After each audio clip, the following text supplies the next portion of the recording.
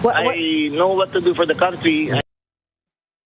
Yang si Remulla, gusto pang maging presidente? Aayusin daw niya ang Pilipinas, as in alam daw niya ang gagawin sa Pilipinas, pero hindi naman niya ginagawa ngayon. Parang gago lang eh. Alam mo, sasabi ka ng alam ko ang gagawin sa Pilipinas, maayos natin yan, ganito, ganito. Eh ngayon nga lang, trending na trending yung nangyari kagahapon. Na ang lupit mga kababayan ang ginagamit na ngayon ng mga ambush, hindi na 45, hindi na 9mm. Hindi na nga AK alam mo yon, AK 47 ba yon? Hindi na ganoon ang ginagamit ngayon, kaya yung Armalite, Uzi, mga ganyan-ganyan. Ang ginagamit na ngayon, RPG, yung rocket. Grabe Ito na lang ba talaga ang Pilipinas ngayon? Tapos ang nakakabuisit, ang yabang pa ng pinuno ng PNP. Remember, ang PNP hindi, aside from, syempre, ang pinuno nila yung PNP chief. Pero syempre, ang pinaka-under pa rin yan, remember, we are a country na ang civilian ang nasa authority. Ibig sabihin, ang mga uniform personnel such as AFP and the AFP nasa ilalim ng civilian through the DND. 'Di ba? Department of National Defense. Ang PNP naman nasa ilalim ng DILG. So, ibig sabihin, civilian pa rin. At sino ba yun nandun sa DILG? Yung napakayabang na gumaganon. Pag every time may rally, gumaganyan. Alam mo, ako sa'yo, John Vic, yang yabang mo, gamitin mo sa mga geng-geng dyan sa BGC. Tingnan nyo kung gaano kayabang itong John Vic Remulla na ito na tila akala mo talagang alam na alam niya gagawin. Sablay nga. Inamin ni DILG Secretary John Vic Remulla na posible siyang tumakbong presidente sa 2028. Katunayan, meron nga raw nag-alok na pondohan ang kanyang kandidatura. Narito ang report. Abalang-abala si DILG Secretary John Vic Remulla ngayon. Mula sa paghahanap kay Zaldico dahil sa flood control scandal hanggang sa pagtugis kay Atong Ang para naman sa kaso ng missing sabongeros. Lumulutang tuloy ang pangalan ni Remulla para sa 2028 elections.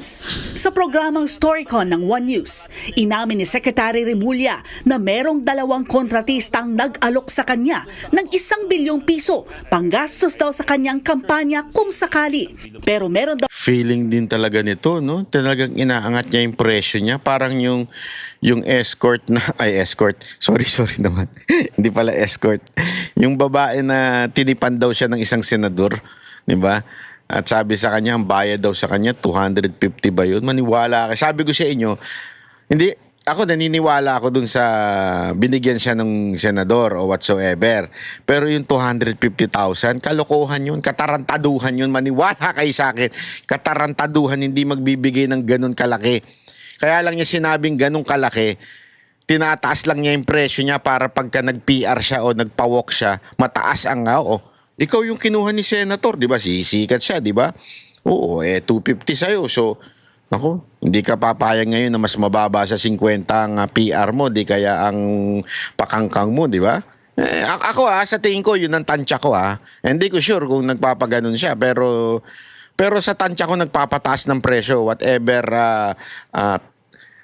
service that she is giving dun sa mga customer niya, at I do not know. Pero still, parang ganito yung style ni John Vic Remulla may nagbigay sa akin ng may gusto magbigay sa akin ng 1 billion, blah, blah, blah. Ano to? Para magpataas ka rin ng presyo pag tumakbo kang presidente? Pagkakakitaan mo? Manalo matalo, may ma-take home ka? Style mo, bulok. Sinong gunggong ang magbibigay sa'yo ng ganong kalaki na alam naman nila si VP Sara Duterte ay mananalong presidente? It's pretty, ngayon pa lang, okay? Ngayon pa lang, obvious na, the next president will be VP Sara Duterte. Saan ka nakakita ng politiko na siniraan, araw-araw winawasak ng media, araw-araw binabanatan ng Malacanang, pero anong nangyari? Kabaligtaran, umangat siya, bumaba lahat ng bumabanat sa kanya. Saka makakita ng ganong klaseng politiko o kandidato. So, walang businessman ang tataya sa'yo. Katarantaduhan yan. Walang businessman na magre-risk ng ganong kalaki na alam naman nilang sure win itong isa. Pwede pa, sinusuhulan ka for, maybe, I do not know ha, sinusuhulan ka for a favor. Maybe they are asking for favor, pero para suportahan ka sa kandidatura mo, katarantaduhan yan. Itong kapalit. How do they make paramdam yung mga ganong may 1 billion patatas? Ganun? Dahil kasi lagi niyang they will flatter you. Sabi, pwede ka maging ganito. Baka may plano ka. Makakatulong yung grupo to. May nakahanda daw ng ganyan eh. Pero Sus! kailangan rin nila ng tulong. Yung ganon, yung padaplis, di ba? Yung ganyan, Sekretary, gumagamit ka din ba? Ako nagtatanong lang Ako nagtatanong lang seryoso, gumagamit ka rin ba? Bakit nag-i-illusion ka? Yung mga ganyang illusion mong hallucination ba yan? Na sa'yo susuporta ng 1 billion? Para sa pagkandidatura mong presidente? Mas maniniwala pa kami kung sasabihin mo may sumusuhol sa'yo dahil merong hinihinging pabor. Yun, pwede pa. Posible pa yun kasi nasa posisyon ka. Diba? At susuhulan ka kasi may probability. Hindi kasi ganito Eto. Sa tingin nyo may susuhol kay PRRD? Merong magtatangka magbigay sa kanya for asking for favor or for candidacy? Halimbawa lang, I don't think so. Wala magtatangka. Sigurado ako doon. Kasi alam nila mapapahiya sila. Baka banggitin pa sila o baka awayin pa sila. Di ba? O ipakulong pa sila kasi bribery yun. Ha? O baka kaya mo lang sinasabi na yung 1 billion ay para sa candidacy mo ay para hindi namin sabihin na ba't di mo kinulong yun? Kasi bribery yun. So ibig sabihin, para bagang sinasabi mo, hindi bribery 1 billion. Pang-suporta yun sa kandidatura mo. But in reality, maybe, I do not know, maybe, yan ay bribery for something. Sino nga ba yung kumikita ng 1 billion a day?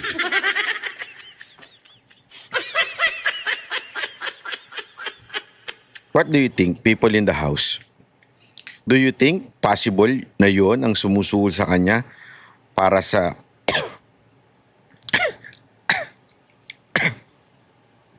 tuloy natin muna to. veterano na tayo, alam na natin ibig sabihin. Diba? Iwas ka na lang, kaysa mapahama ka. Hindi raw siya nasilaw sa 1 bilyong piso, bagamat hindi tinanggi ni Remulla ang balak niyang kumandidato. Pero may balak kayo tumakbo, sir. I'm entertaining it. You're debating it. It's possible. I know what to do for the country. Seriously? If you know what to do in the country, ba't hindi mo gawin ngayon? Diba? Tingnan mo yung crime rate natin, grabe. Ito nga lang binigay ko example Rocket, propeller, ano man tawag doon? Grenade. Ang ginamit pang ambush. I know what levers there are to make the country better. To be clear, we're talking about the position of president, yeah? Not just any other. Yes. Sa ngayon, nakafocus muna si Remulla sa pag-aresto sa mga puganteng sina Zaldico at Atong Ang. Nagbabalita mula sa Frontline. Faye Tobias, News 5. Mga kapatid, Julius Ay, Babaw nako. po para sa komprensibo. Alam mo, ito yung mga... hindi ko alam kung masasabi nating sobrang insensitive, sobrang stupid, or masyado tayong ginagago, masyado niyang ginagago yung mga tao. Hindi ako maniniwala sa kanya ever. Pero alam mo yun, I know what to do. Ikaw ang sekretary ng DILG. Bakit ngayon talagang talamak ang krimen? kaliwat kanan ng droga. Hindi mo nga masolusyonan yung mga nagpe-Facebook na gumagamit eh. Di ba? Mabilis na responde ng pulis. Alam mo, sa lahat-lahat naman ng sasabihin mo, yan ang pinakasablay.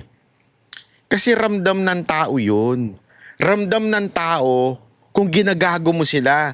Especially pag nakatira ka, alam mo yun, sa mga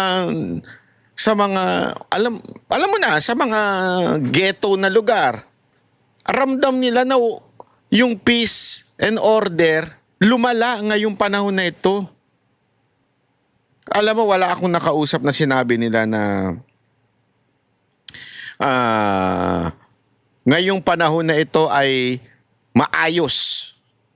Etong panahon na ito ay mas maganda at mas peaceful na ngayong ito pong panahon na ito. Wala magsasabing ganun.